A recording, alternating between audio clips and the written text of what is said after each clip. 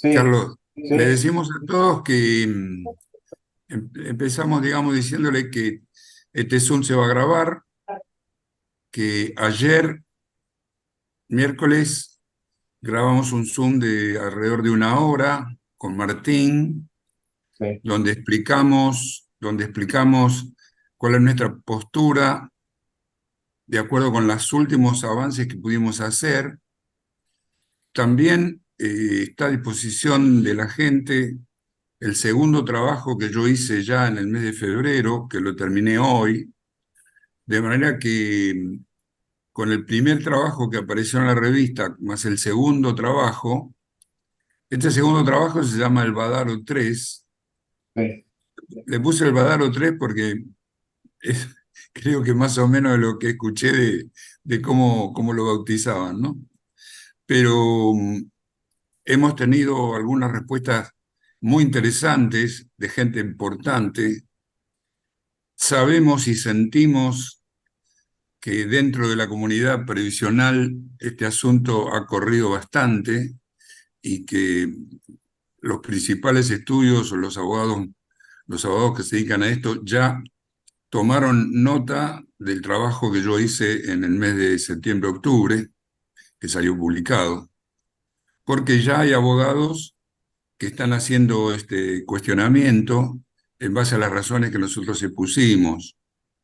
No descarto que pueda haber abogados que ya se les ocurrió esto antes, pero digamos que me parece que con nuestro equipo, con María Inés Barberón, con Martín, con Carlos, con mi hija Julieta y con todo el estudio, fuimos puliendo y tratando de mejorar nuestra posición. Digamos que esta reunión o esta información yo quería darles porque hay algunas cosas que se mejoraron. También yo seguí pensando en todo esto. Hay también una gran cantidad de horas de análisis que uno lo hace, digamos, mentalmente, pero también conversando con otros colegas. Hay horas. Pensemos que a partir de la reforma de la 27609 cayó mucho la cantidad de reajustes que se podía iniciar porque el haber que calculaba el ANSES en muchísimos casos no era posible cuestionarlo y entonces podía ser cuestionado únicamente en situaciones muy especiales. Es decir, que eso se notó en una caída del trabajo nuestro, ¿no? Y bueno, y nosotros estábamos un poco resignados a esta caída del trabajo, pero no descartábamos que pudiera surgir alguna causa posterior, como suceden tantas cosas en nuestro país, ¿no? Pero pasaron el 2018, 2019, 2020, 21, 22, y justamente en el 2022 y después en el 2023 se empezó a gestar la nueva causa para iniciar un reajuste, ¿no? Y esa nueva causa este, está fundada en decirle no al achatamiento provisional. El achatamiento provisional ocurrió en nuestro país, especialmente con la 24241, en tres momentos históricos. El más violento fue el periodo 2002-2006, en donde el achatamiento fue brutal porque el mínimo saltó de 150 a 470, es decir, que el mínimo aumentó 3, es decir, 213%, y el resto de las jubilaciones, algunas aumentaron un 11 y otras aumentaron un 21. Entonces, ahí, en el trabajo anterior, nosotros señalamos que en el primer Badaro, se condena en el primer Badaro, antes de que la Corte resolviera dar el aumento, en el primer Badaro se condenó al achatamiento. Se lo condenó en el párrafo, en el inciso 12 del fallo Badaro 1. Pero luego, la Corte en el Badaro 2 no habla más del achatamiento, y ahí es donde da el 88,50 y pico por ciento de aumento, que es el Badaro 2, ¿Y qué ocurre? Que como yo ya lo señalé en el trabajo este anterior, que igual hubo achatamiento, porque muchos saberes quedaron, digamos, ya comprendidos con el mínimo, por ejemplo, una persona que tenía dos mínimos, pero no se puede impugnar la no movilidad, porque la Corte dio una movilidad atada a un índice laboral. De manera que los saberes entre el 2002 y el 2006, con Badaro, se actualizaron debidamente. Entonces, si a pesar de esa actualización algunos quedaron consumidos por el mínimo, fíjense que un haber que tenía dos mínimos, que eran 300 pesos en 2002, a nivel administrativo creció, por ejemplo, a 360 pesos, 370 pesos. Pero con Badaro, los 300 pesos casi se transformaron en 600 pesos. De manera que con la movilidad, aún el haber que tenía dos mínimos, superó al haber mínimo de 470.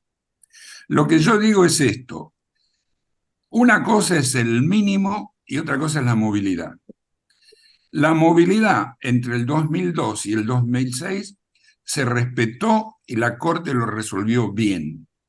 Pero al mismo tiempo hay que leer a Badaro II como que la Corte aceptó el carácter político de la fijación del mínimo y de la fijación del máximo.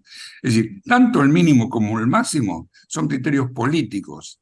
Es el Estado que dice, mire, menos de esto pienso que un jubilado no puede cobrar, y más de esto tampoco puede cobrar. Pero hasta la ley 26417, esta independencia existía, porque no había un vínculo o una conexión entre mínimo y movilidad. Vale decir que en el trabajo nosotros lo decimos así. La tesis fue Badaro 1, no movilidad, no achatamiento, perdón, no achatamiento. La antítesis fue sí, achatamiento, pero movilidad correcta. Y que el mínimo, respetar el mínimo como una decisión política. Esta vendría a ser la antítesis. Y la síntesis se concretó en el mes de octubre del 2008, cuando la ley 26417 claramente estableció una identidad o un vínculo de hierro entre el incremento del mínimo y el incremento general, la movilidad general. Y ahí el artículo 8 dijo con toda claridad, el mínimo debe aumentar con el incremento de la movilidad general, con lo cual se zanjó todo el problema, porque si el mínimo, bueno, ya el mínimo había crecido, a esta norma del artículo 8 hay que interpretarla como una crítica, como una condena al achatamiento del 2002-2006. Los abogados, a los jubilados, estaban muy enojados con esto.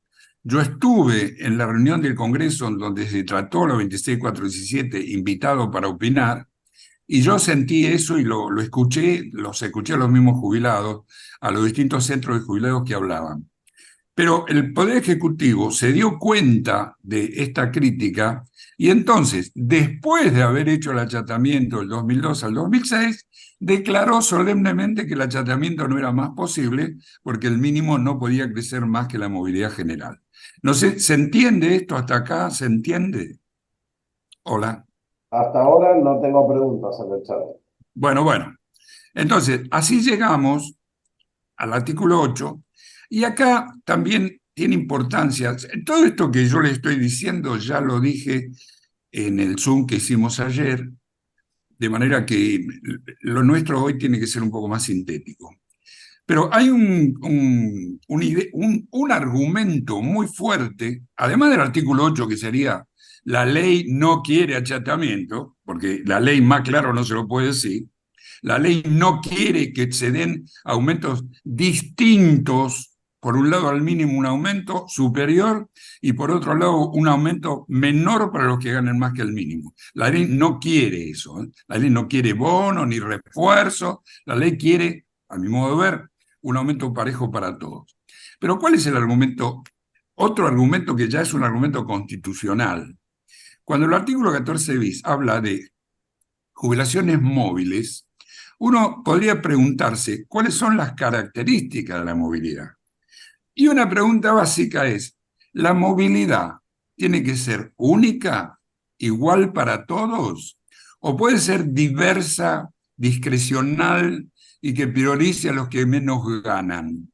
Bueno, en esa alternativa yo creo que la Constitución, y pienso que los jueces, cualquier abogado creo que me va a respaldar, pero creo que los jueces también van a coincidir que la movilidad tiene que ser única, porque el movimiento en promedio, los salarios de los activos, también se mide de una forma única. No se separa a los activos en trabajadores iniciales y trabajadores con más experiencia. Con todo el movimiento de los salarios de los activos se hace un solo índice, un solo número. Así fue en la movilidad de la 1837 y después fue igual, porque con la movilidad de las distintas leyes, incluso con el AMPO, con la movilidad del AMPO, el número es uno solo. Se decía, el aumento es el 10%, es el 15%, etc. De manera que este segundo argumento no es despreciable porque es la Constitución. Entonces, ¿qué me pasó a mí? Yo estaba muy preocupado, siempre estuve muy preocupado durante muchos de estos meses, en si lo que yo estaba pensando podía ser correcto, podría ser plausible, podría tener algún andamiento en la justicia. Bueno, afortunadamente he tenido algunas respuestas interesantes que me hicieron ganar las esperanzas, tener más esperanza en este reajuste. Por de pronto, una gran cantidad de abogados ya lo suscribió y ya hay demandas iniciadas, muchas demandas iniciadas con este tema del achatamiento. ¿Y qué más les puedo decir?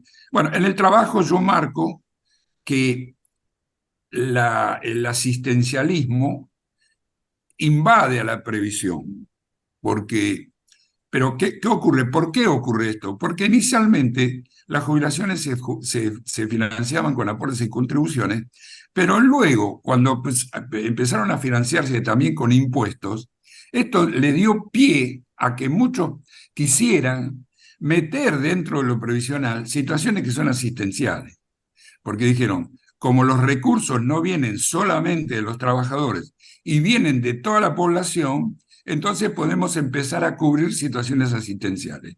¿Cuáles son? Bueno, las moratorias, por ejemplo, una persona que no tiene ningún aporte o no llega a los 30 años, directamente la previsión le tendría que decir que no. Es una idea asistencial la que dice, sí, bueno, voy a dejar que usted simule que paga, y entonces, ¿por qué digo simule que paga? Porque a partir del 2005 no pagaban nada, simplemente se lo descontaban del monto del haber. De manera que uno de los ingredientes asistenciales, a mi modo de ver, son las moratorias. Otro ingrediente evidentemente asistencial es la PUAN, porque la persona que saca la PUAN por ahí no pagó nada, igual cobra. Y otra fuente que alimenta la capa de haberes mínimos, porque piensen que la PUAN son haberes mínimos, que las moratorias en general son haberes mínimos, y otro lugar donde provienen los haberes mínimos son los monotributistas, que cada vez son más. Pero ¿qué pasa? Los monotributistas con lo que pagan no podrían financiar su prestación. Es como un favor que el Estado les hace para que se jubilen. Entonces, en esa capa donde coexisten moratoria, PUAN y monotributistas, en esa capa ya no se conforman con que el haber sea previsional, sino que el Estado, el gobierno, por una razón ideológica, quiere que cobren más que los jubilados del régimen previsional. Esto es lo perverso y es lo criticable yo pienso que nunca una persona que ha aportado 30 años sin ningún tipo de ayuda, sin moratoria, sin nada, nunca esa persona podría cobrar menos que una prestación asistencial. Y eso es lo que ocurre, porque en el trabajo que ustedes pueden consultar, van a ver que los saberes mínimos, cuando uno los compara con el costo de vida en estos dos, con el precio mayorista, en estos 2 últimos años, han seguido al costo de vida, han seguido la curva del costo de vida. De manera que no tienen tanto para criticar. Gracias a los refuerzos. Bueno, la palabra bonos, digamos, también está mal empleada, porque bonos son títulos públicos que tienen interés, que tienen amortización, que tienen plazo, y acá no tenemos ningún bono. Es plata, es suplemento dinerario. Ese suplemento dinerario indudablemente hace que el mínimo legal, se transforme en un mínimo real, en un mínimo de hecho, que es superior al mínimo legal. Así que acá no creo que se puedan hacer críticas de tipo de uso de palabras, porque considero que el mínimo real es al que se refiere el artículo 8. El artículo 8 no quiere que el mínimo real suba más que las jubilaciones generales. Una cuestión importante es cuál podría ser la regla para aplicar en todos estos reajustes. Y yo la formulé y está en ese trabajo, y más o menos diría así: todas las prestaciones de la ley de 18.037-38 y 24.241, hay que excluir a todos los regímenes especiales que se mueven con el sueldo del activo. Es decir, que esto se refiere a todas las prestaciones a las que se les aplica la fórmula del 26.417. 26.417, 27.426, 27.609. Entonces, todas esas prestaciones, hay que analizar el valor de las prestaciones al mes de octubre del 2008. Entonces, todas las prestaciones existentes a octubre del 2008, que pueden ser muy anteriores, y las posteriores, las que tengan fecha de adquisición posterior a octubre del 2008, tienen derecho a recibir la misma proporción de haberes mínimos que tuvieron en octubre del 2008 o al momento de la fecha de adquisición si es posterior. Esta es la regla que defendemos con este trabajo. ¿Por qué? Con esa regla, si la persona ¿me están hablando? No, Hola. no, claro. Bueno, con esta regla, todos los saberes hay que analizar la equivalencia al mínimo al 2008, son anteriores, y si no después, todos los saberes, a todos los saberes esos, directamente, en lugar de aplicar a la movilidad general, se les aplica el incremento del mínimo, y con ese recurso, que es una serie de aplicar el incremento del mínimo real, con eso se consigue que la persona a todo lo largo del tiempo tenga la misma cantidad de mínimos que tenía al principio. Pienso que eso es lo fundamental para mantener lo que yo llamé la intangibilidad de la pirámide. No me toquen la pirámide, porque la pirámide revela la justicia previsional y respeta al que hizo mayores aportes, porque se sacrificó más. En el trabajo también yo pongo un ejemplo de achatamiento con algún gráfico. Acá lo tenemos, ¿no, Carlos? Lo podemos mostrar. Es simplemente, es simplemente un ejemplo, ¿no? En este primer gráfico, ustedes ven un ejemplo de achatamiento. Las capas de la pirámide primera que ustedes ven son 5, en donde la de abajo es un mínimo, la de arriba son 2 mínimos, después 3 mínimos, 4 mínimos, 5 mínimos. Si en un momento determinado se resuelve duplicar el monto del haber inferior de la capa del mínimo y transformarlo de hecho en 2 mínimos, la pirámide se achata, porque el que está en la siguiente capa, que antes era 2 mínimos, ahora pasa a tener 1,5 mínimos. ¿no? Perdón, disculpen. Está abajo, tengo un mínimo. La que era dos mínimos pasa a tener. La que era dos mínimos Claro. desaparece, ¿no? Perdón. La que era dos mínimos desaparece. Y la que era tres mínimos, ahora en la nueva pirámide, pasa a tener 1,5 mínimos, y la que tenía cuatro mínimos pasa a tener dos mínimos, y la que tenía cinco mínimos pasa a tener 2,5 mínimos. No sé si se entiende esto, Carlos. Sí, no sé en el chat si preguntaron algo, Martín. Sí, hasta ahora sí.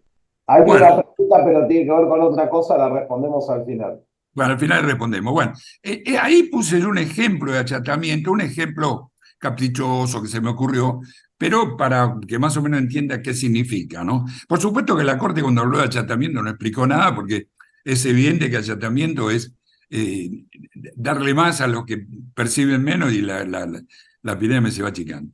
También hay un achatamiento, este es un achatamiento desde abajo, pero también hay un achatamiento desde arriba, porque si como ocurrió en el 2002-2006 no se actualiza adecuadamente el máximo, empiezan a ver luego que se calculan, luego de esa parálisis o de esa inmovilidad del máximo, empieza a haber haberes que quedan por fuera de la pirámide, porque al no actualizarla, al no actualizar el máximo, como ocurrió, piensen que el máximo en diciembre del 2001, el máximo representaba 20 mínimos, y en diciembre del 2006 representa como ahora nada más que 7 mínimos.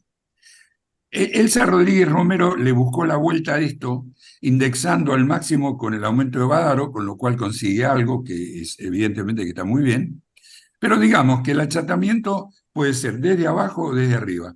Lo que nosotros ahora en este trabajo estamos cuestionando es el achatamiento desde abajo. El achatamiento desde arriba lo trató Elsa, y bueno, y hay que tratar de que no se produzca porque hay que actualizar debidamente. Es decir, acá se trata de armonizar el mínimo, la movilidad, el mínimo, el máximo y la remuneración máxima sujeta a aporte. Entonces, las conclusiones las pueden ver en el trabajo. Carlos, podés bajar. Nosotros, claro, esto es lo que yo quería tener el trabajo ¿no? Bueno, las conclusiones se las digo de memoria. La primera conclusión y la más importante es que la movilidad constitucional, en mi modo de ver, tiene que ser igual para todos. No puede haber una movilidad diversa.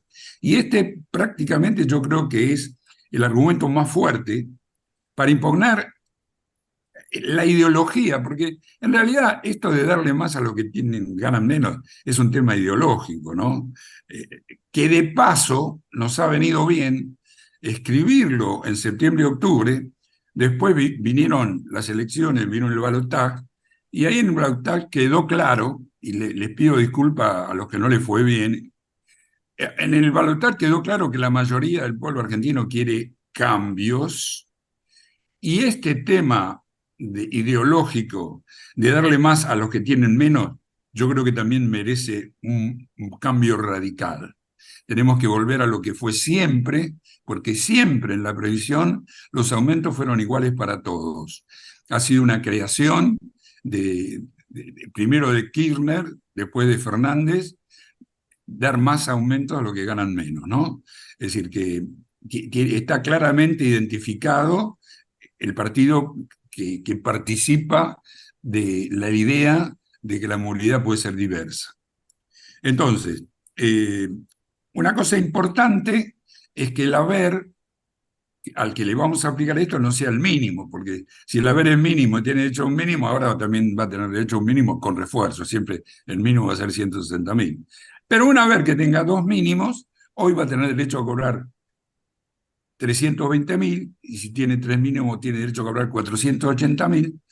Es decir, que nosotros excluimos de todo esto todo el fenómeno anterior al 2008. Lo analizamos y creemos que es correcto y respetable a partir de octubre del 2008. Ahí está, hay una serie, nosotros pusimos una serie que es muy fácil calcular cuánto sería el haber. ¿Por qué?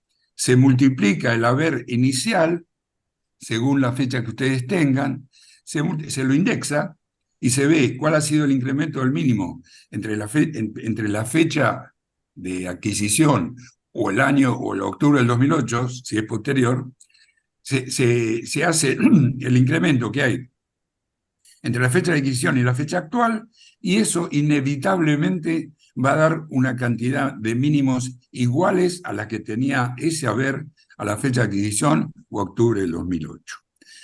En el trabajo hay muchos más datos, hay muchos más cálculos, hay un análisis del achatamiento según distintas fechas de adquisición, hay un análisis del achatamiento en la parte del 2020. Sobre esto tengo que decir algo. En el tema del 2020, desde marzo del 2020 a diciembre del 2020, ya hay fallos que dan el 41% de aumento a partir sobre el haber de febrero del 2020 a partir de enero del 2021. Esto ya hay fallos que prácticamente marcan el rumbo. ¿Qué ocurre? Si uno no aplica ese fallo, esos fallos, el tema de la equiparación con el mínimo da un poco menos. Es decir, el incremento que hay entre marzo de 2020 y diciembre de 2020 anda en el 35%. Hay 6 puntos de diferencia. En el programa lo arreglamos muy fácil, porque en la pantalla que maneja el reajuste, si ustedes están calculando ya con el 41%, la equiparación con el mínimo se la va a hacer a partir de enero del 2021. Es decir, que no lo va a solapar, no lo va a superponer. Si en cambio ustedes están haciendo un reajuste sin utilizar los aumentos suspendidos, le va a dar en el año 2020 aproximadamente ese 35% de actualización.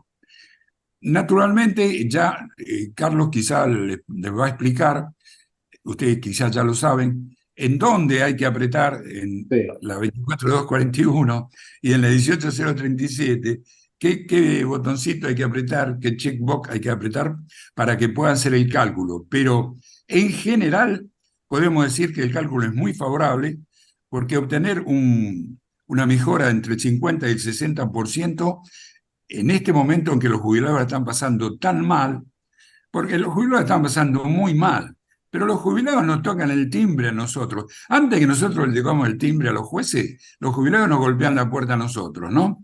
Acá el malestar de los jubilados ya tiene bastante tiempo, pero digamos que yo no me moví tanto por el malestar de los jubilados. Yo me moví por lo que yo considero que es una injusticia. Yo considero que es absolutamente criticable que la movilidad no sea pareja y única para todos, porque yo estuve acostumbrado por años a que la movilidad sea igual para todos. Entonces, para mí, para mi gusto, tenemos argumentos fuertes para presentar esto, para discutirlo, para cuestionarlo, para plantearlo, y no me cabe ninguna duda que va a haber jueces que lo convaliden. Y el primer juez que lo convalide va a salir en la revista el fallo y va a salir en el diario también, porque hay periodistas que lo están esperando. Y el día que salga va a correr como Riero de Pólvora, como corrió el Badalo 2. Así que mis esperanzas son grandes. Por supuesto que la decisión de hacerlo o no hacerlo es un tema exclusivamente del jubilado y del abogado, pero bueno, quise contribuir con mi granito de arena para que que la industria del juicio volvieran a salir humo de la chimenea. Así que les agradezco a todos y no sé si me quieren preguntar algo, estoy dispuesto. Bueno, empecemos por lo primordial, si quiere que Carlos muestre el índice, que las preguntas lógicas. Si Sí. ya hay demanda, o ¿Cómo? sea, si ya el programa hace la demanda de la pregunta, ¡Ay, qué terrible! Son terribles. y la segunda es qué índice es que Carlos ahora le va. ¿Cuál? Y la segunda es qué índice es el que tienen que aplicar, que es lo El que índice Carlos que quieran, después tienen que marcar lo del Bueno, abono. contesto, Carlos, contesto. En el programa, cuando se marca el Acá. checkbox Claro, cuando se marca el checkbox del aumento Donde ese, dice aplica aumentos bonos mínimos. bueno, cuando aplican eso, cuando cliquean eso, en la demanda aparece el reclamo y hay una remisión a mi trabajo, porque meterle todo el contenido a mi trabajo, ¿no? En la demanda haría una demanda larguísima, ¿no? ¿Qué pasa? La Corte Suprema compra la revista para todos los juzgados previsionales. De manera que lo que yo hice en mi demanda, ojo, que eso puede ser compartido o no, ¿no? Pero lo que yo hice por razones de economía es simplemente pedirle, mire, deme el aumento que tienen los mínimos, porque yo ganaba más que el mínimo, deme el aumento que tienen los mínimos para que la pirámide no se achate en base al trabajo que hizo Jauregui, tomo tal, de la revista, ¿no? Eso es lo que yo hice. La doctora, una amiga, la doctora Gauchi, Ileana Gauchi, ya hizo una demanda y metió 100 demandas con un modelo de demanda de ella que yo lo miré muy por encima, pero digamos que acá tienen que leer un poquito, ¿no? Tienen que meterse un poco en el problema y comprender por qué reclaman lo que reclaman. Y toda la literatura la tienen escrita, así que ustedes, si no les gusta la demanda tan sintética que tengo yo, que es la remisión a mi trabajo, pueden hacer la demanda que ustedes quieran con más argumentos, ¿no? Pero considero que los argumentos fundamentales ya están. Así que lo de la demanda es un tema menor.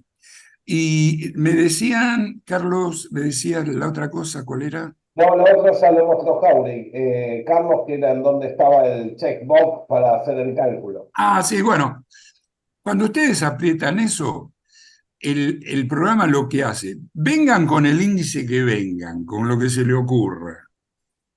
Esencialmente, ¿no? A partir de septiembre del 2022 le va a dar incremento del mínimo, ¿no? Como si fuera una serie o como si fuera una cosa que se superpone al reclamo que ustedes hacen. Se superpone para mejorarlo, ¿no? Para que la verde más. Y la única variante es, si ustedes quieren sacar el máximo jugo, tienen que pedir los aumentos suspendidos, porque da el 41%, y luego el programa de los aumentos suspendidos les pone el incremento del mínimo real, ¿no? Pero si no lo hacen, hay una diferencia de 6 puntos, ¿no? No es una cosa tampoco tan grave, ¿no? Pero digamos que la máxima utilidad se consigue eligiendo los aumentos suspendidos, el criterio de los aumentos suspendidos, y luego encaballándolo con los aumentos del mínimo real.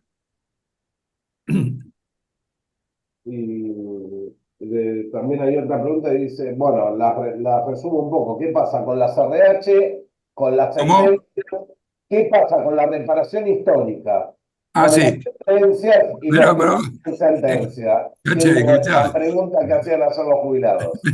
Martín, contestale vos, dale que ya lo contestás. Bueno, los que aceptaron reparación histórica, lo que van a hacer es en el visual el cálculo desde la oferta, es decir, desde marzo del 2017, le van a poner fecha de adquisición, 31 de marzo del Como si 2017. fuera una ampliación, Martín. Exactamente, como si fuese una ampliación. Y le van a aplicar, si quieren, como les dijo Jauregui, los aumentos suspendidos más los aumentos del mínimo o directamente los aumentos del mínimo a gusto del consumidor. El haber con sentencia es igual, porque yo tengo una sentencia que ya me reajustaron y lo que voy a hacer es partir del haber reajustado y darle los aumentos suspendidos o los aumentos del mínimo. Y por último, ¿qué pasa si no tiene sentencia? Y si no tiene sentencia, tengo que evaluar si lo puedo introducir en esa misma demanda o si hago una nueva en forma paralela, dependiendo qué hayan pedido en esa demanda. Ya es un análisis muy fino que no se puede hacer en forma general, ¿no? Sí, Martín, Sí, sí, escuchen, lo hablamos ayer, todo eso está contestado en el Zoom, el Zoom está colgado ya en YouTube, ¿no? Pero frente a esto puede ser considerado de diversas maneras, ¿no? Uno es considerarlo como un hecho nuevo, que sobreviene a todo el planteo del reajuste, porque evidentemente es un hecho nuevo que a partir del 2022 el mínimo crezca más que los saberes comunes, ¿no? Se puede plantear como un hecho nuevo, se puede intentar a nivel ejecución, hay distintos momentos en que se puede introducir. Quizás algún juez puede decir, no, pero usted está planteando una cosa nueva, inicia un nuevo juicio. Es decir, hay 20.000 variantes que pueden ocurrir. Eso lo tienen que manejar cada uno de ustedes como abogados que son y buscarle la mejor solución, como decía Martín, para no interrumpir un proceso, porque Martín me decía, el expediente puede estar, por ejemplo, ya para liquidar, o puede estar en la Cámara a punto de salir la aprobación de una liquidación, y entonces podría ser negativo plantearlo ahora, plantearlo después que se cobre. Bueno, estamos de acuerdo en eso, Martín, ¿no? Sí, sí. Bueno, Nosotros creemos que en ese caso conviene hacer un reclamo paralelo y sigo el viejo en forma claro. Bueno, simultánea. pero es un tema opcional, es un tema Sí, optativo de cada abogado, cuándo lo plantea, cómo lo plantea. Para mí lo valioso de este trabajo es que genera una esperanza, una ventana que puede significar un 60% de mejora en el haber de los que no cobran el mínimo, ¿no? Eso para mí es lo valioso. Después el tema procesal, procedimental, es un tema, yo nunca fui un buen procesalista, ni tampoco me interesó mucho. A mí me interesaron siempre más las cuestiones de fondo. El planteo de este reajuste es una cuestión de fondo. El tema procesal, cada uno lo tiene que ver, cómo lo hace mejor. Algunos lo han mejor, otros lo han peor, pero digamos que es un tema que está a cargo de todos ustedes, ¿no? bueno, perfecto. No tengo más preguntas, doctor. ¿No hay más preguntas? No, no. Bueno, lo dejo a ustedes que trabajen tranquilos y Bueno, les agradezco a todos la asistencia, ¿eh? Muchas gracias. no, por favor.